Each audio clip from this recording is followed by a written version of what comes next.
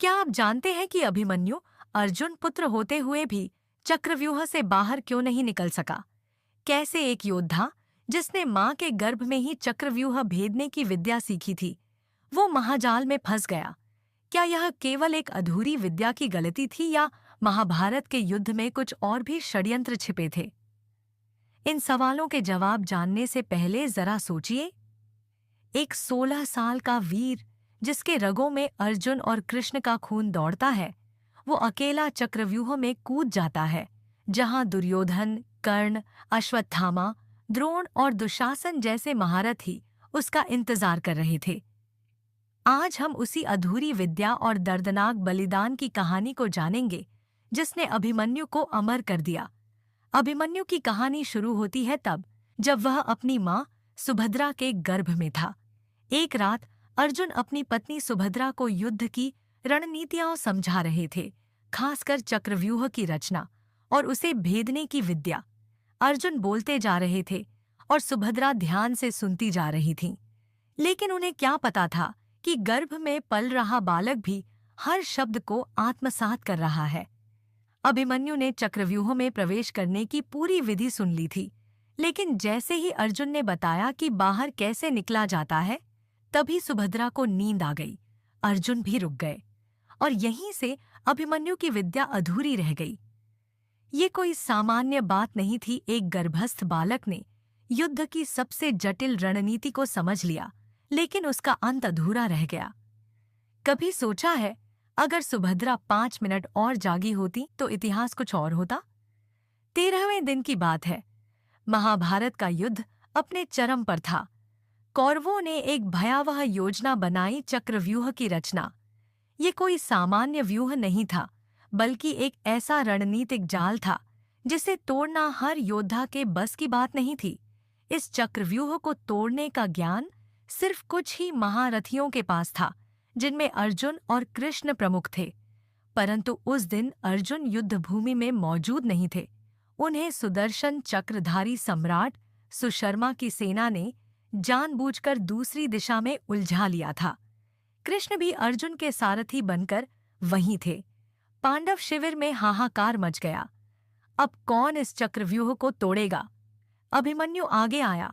उसने कहा, मैं अंदर प्रवेश कर सकता हूँ, पिता से सीखा है। लेकिन उसने एक बात जोड़ी, मुझे बाहर निकलना नहीं आता। फिर बाकी पांडवों सभी ने हामी भर दी। वादा किया कि वो उसके पीछे पीछे आएंगे। पर क्या वे वादा निभा पाए? जैसे ही अभिमन्यु ने रथ बढ़ाया, पांडवों के दिल कांप उठे और कौरव चौंक गए। एक किशोर योद्धा, मात्र 16 वर्ष का, अकेले ही महायुद्ध के सबसे जटिल व्यूह में घुस गया। वह न डरता था, न झुकता था। आंखों में अर्जुन की आंच थी और आत्मा में श्री कृष्ण की छवि। गदा, धनुष, तलवार, हर शस्त्र का वह माहिर था। वह जैसे जैसे व्यूह के एक एक द्वार को तोड़ता गया, दुश्मनों के होश उड़ते गए। उसके रथ के पहिए गरजते थे और बाण बिजली की तरह कौरव सेना पर गिरते थे। दुशासन का पुत्र भी उसकी वीरता से कांप उठा और पराजित होकर गिर पड़ा। पर एक भयावह सच यह था, चक्रव्यूह के भीतर वो अकेला जा रहा था। पीछे से जिन महारथियों ने साथ देने की बात की थी, उन्हें जयद्रथ ने रोका और भगवान शिव के वरदान के चलते कोई आगे न बढ़ सका। अब अभिमन्यु के आगे सिर्फ दुश्मन थे और पीछे खाली मैदान। चक्रव्यूह के भीतर अभिमन्यु जैसे ही घुसा, युद्ध की नैतिकता की सारी सीमाएं तोड़ दी गईं। दुर्योधन ने आदेश दिया, इस बालक को जिंदा मत छोड़ना। द्रोणाचार्य, कर्ण, कृतवर्मा, अश्वत्थामा, दुशासन, शल्य और जयद्रथ, 7 महारथियों ने एक साथ एक योद्धा पर हमला कर दिया। सोचिए, एक अकेला 16 साल का वीर और सामने 7 योद्धा, जिनके पास अपार अनुभव और ताकत थी। यह युद्ध नहीं था, यह छल था, पाप था।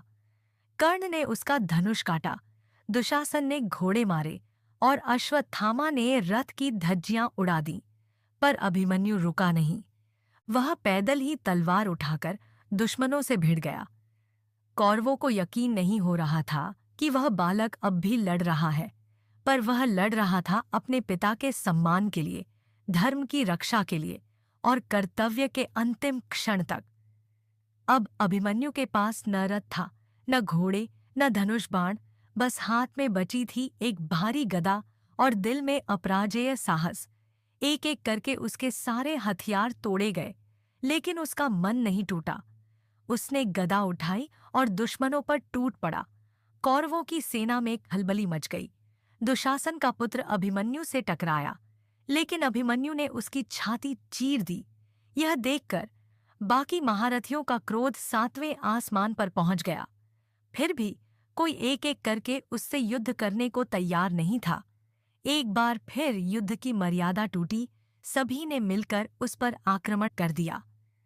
पीछे से वार, एक साथ घेरकर हमले। यह युद्ध नहीं, एक सुनियोजित हत्या थी। लेकिन अभिमन्यु तब तक लड़ता रहा जब तक उसका शरीर टूटा नहीं और आत्मा मुक्त नहीं हुई। जब अंत करीब आया, तब भी अभिमन्यु के चेहरे पर भय नहीं था, बल्कि एक अटूट संकल्प था।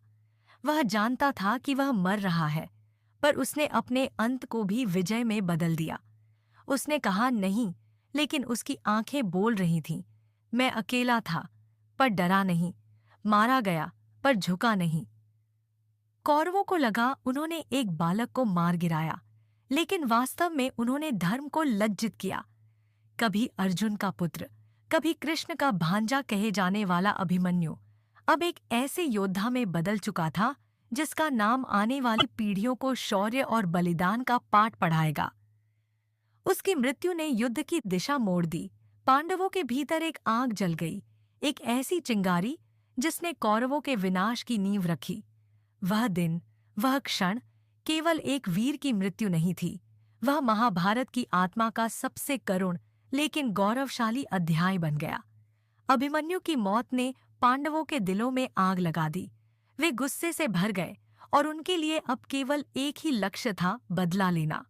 कृष्ण ने इस घटना को अन्याय का सबसे बड़ा उदाहरण बताया और पांडवों को युद्ध में पूरी ताकत लगाने के लिए प्रेरित किया। युद्ध के मैदान में अब पहले से भी ज्यादा ज्वाला भड़क उठी थी। अर्जुन ने कौरवों को चेतावनी दी कि अभिमन्यु की हत्या का जवाब वे बेहद कठोर रूप में देंगे। इस घटना ने युद्ध को और भी खतरनाक बना दिया, क्योंकि अब नैतिकता कहीं खो गई थी। अभिमन्यु का बलिदान सिर्फ एक व्यक्तिगत घटना नहीं था, बल्कि एक युद्ध के सिद्धांत को चुनौती देने वाली क्रांति थी।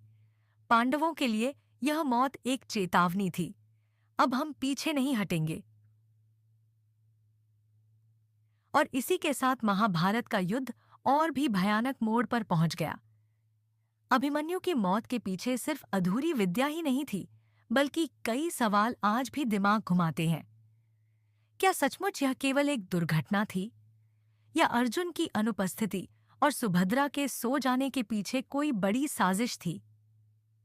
क्या महाभारत के युद्ध में ऐसी कई रणनीतियां छिपी थीं जिन्हें गुप्त रूप से लागू किया गया? कई विद्वान कहते हैं कि दुर्योधन और कौरवों ने जानबूझकर अभिमन्यु को फंसाया ताकि अर्जुन को भावनात्मक रूप से तोड़ सकें। कृष्ण ने भी यह माना कि अभिमन्यु की मृत्यु महाभारत का सबसे बड़ा अन्याय था, जिसने युद्ध की नीतियों को पूरी तरह बदल दिया। यह अधूरी विद्या, इस दर्दनाक मौत के पीछे छिपे राज आज भी हमें सोचने पर मजबूर करते हैं। क्या अभिमन्यु केवल एक सैनिक था, या महाभारत के खेल में एक प्यादा? अभिमन्यु की चक्रव्यूह में फंसने की कहानी हमें यह सिखाती है कि अधूरी जानकारी और तैयारी कितनी खतरनाक हो सकती है। यह केवल युद्ध की बात नहीं है, बल्कि जीवन के हर क्षेत्र में सच है। अधूरी तैयारी हमें बड़ी मुश्किलों में डाल सकती है। अर्जुन ने चक्रव्यूह भेदने की पूरी रणनीति जानने के बावजूद अभिमन्यु को वह अंतिम हिस्सा सिखाना भूल गया। एक तरफ वीरता, साहस और आत्मविश्वास था, पर दूसरी तरफ अधूरापन जो उसकी मृत्यु का कारण बना।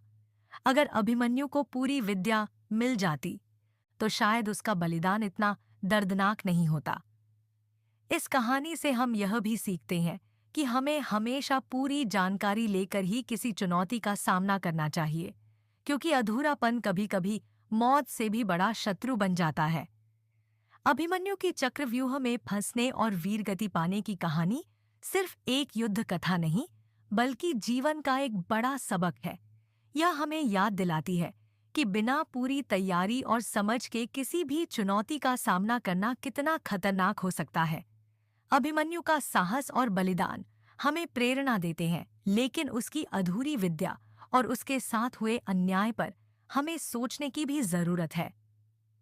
क्या हम भी अपने जीवन में अधूरी जानकारी से कोई बड़ा नुकसान उठा रहे हैं? क्या हम पूरी तैयारी के बिना कोई कदम तो नहीं उठा रहे? यह कहानी हमें ये भी बताती है कि कभी-कभी बहादुरी अकेले ही काफी नहीं होती, समझदारी और रणनीति भी जरूरी है। अगर आपको यह जानकारी पसंद आई हो, तो वीडियो को लाइक करें, अपने विचार कमेंट में लिखें और चैनल को सब्सक्राइब करना न भूलें। ऐसे ही दिलचस्प और प्रेरणादायक जानकारी के लिए रहिए। धन्यवाद।